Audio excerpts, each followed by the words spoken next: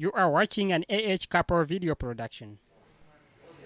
The long-awaited hope seems visible as its signs illuminate from a distance. Even though the comprehensive peace agreement was signed in the year 2005, small arms and light weapons still effectively hold southern Sudan hostage, whilst almost all the rest of the world remains blissfully ignorant. The war is long gone, thankfully, but the country is still suffering from its consequences, such as underdevelopment, large-scale displacement, and continuous armed conflict at the community level. Small arms and light weapons remain at large. The circulation of guns is more or less unchallenged, and its effects, specifically death, damage to property, injuries, accidental wounding, and psychological consequences like trauma, are almost too horrifying to believe. Unnecessary and repeated shootings keep these horrors fresh in the minds of Sudanese people. There are many different causes and levels of conflict in southern Sudan, ranging from individuals to groups over such issues as marriage, cattle, water and pasture, to conflicts at the political level. The presence of small arms contributes to these conflicts and makes them more deadly. Guns create insecurity in the community long after the war has ended. Sudan is amongst the 11 East African countries that have signed the Nairobi Protocol on small arms and light weapons. This protocol was agreed in 2006, and amongst the other commitments, it requires the countries involved to create a register of all guns, restrict the number of guns a person can own, ban civilian ownership of semi-automatic guns, regulate gun storage and test the competence of future owners, introduce tough sentencing for unlicensed gun possession. While Sudan has signed the protocol, it has not yet ratified it. This means Sudan is only morally, not legally obliged to fulfill the conditions.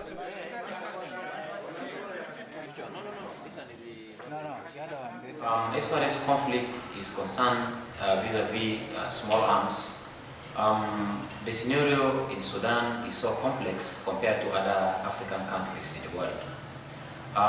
We have found here that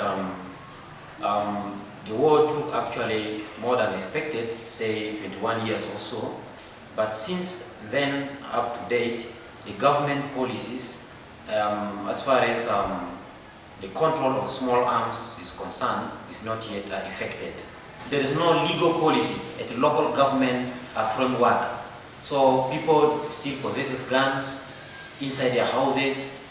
Even the chiefs themselves still are not yet empowered to tell the people that, please look here, the guns that you have is only to protect you, but not to threaten or to harass one another.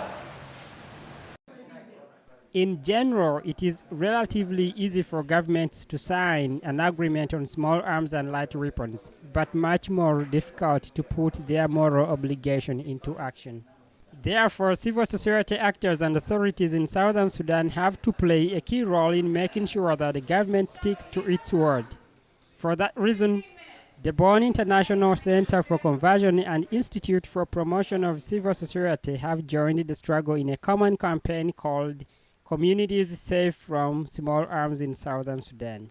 They have conducted several workshops addressing the dangers caused by the widespread circulation of guns in southern Sudan. BICC means Bonn International Centre for Conversion, and it was started 15 years ago to convert old army bases in Germany. But since this work has started, then the centre has continued its work into other post-conflict areas, such as small arms control or resource management, natural resource management, such as minerals. The work that BICC does in southern Sudan has two approaches. The first is that we work with the government to help them prepare for the disarmament of former combatants. And the second part that we do is working with communities to help them to understand that small arms aren't a way of creating a safe community. In fact, small arms make a community more insecure. And so in these workshops we hope that the people will understand that the small arms bring greater insecurity to a community and that they will spread the word in their community. From the 20th to the 23rd of February 2008, BICC in collaboration with IPCS held a workshop on Yei community safe from small arms in Yei town. The workshop was intended to raise participants' awareness on the dangers caused by small arms in southern Sudan and to provide skills on ways of raising consciousness of the general population in the area in regards to this issue. They acquired skills in participatory video advocacy aimed at raising awareness, especially in Sudanese communities, on the dangers of small arms and light weapons.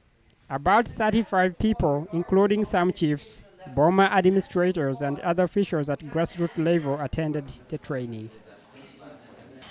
We have learned about small and the light weapons, small guns and the light weapons, how to be controlled. Very much it will help our people if there is really proper awareness. After 3 days of training and movie production, participants were consciously optimistic that the circulation of small arms and light weapons within southern Sudan could draw to an end. The new strategy, using video advocacy in the form of short documentaries, screenplays, sports, music videos, and others, if continuously used, could contribute a lot towards the aim of a gun-free southern Sudan. Participatory video advocacy means that from conception through production and public screening, the process is driven by individual community members. Well, the outcome of this workshop will be 4 short videos produced by the participants, which hopefully will encourage different stakeholders important to control guns in southern Sudan, to take measures and reduce the daily threat caused by guns at community level. Leaving other conditions constant, the effort that is being put in this workshop by the participants and the institutions hosting it, in a bid to achieve the implementation of control measures on the small arms and light weapons proves positive, then the soft light will bring to life stars that touch the horizon in every direction. In consequence, this effort brings forth development as well as contributing to end continuous armed conflicts at the community level. This is Hannington Ochan reporting for CAPOR from Southern Sudan. Inform our people.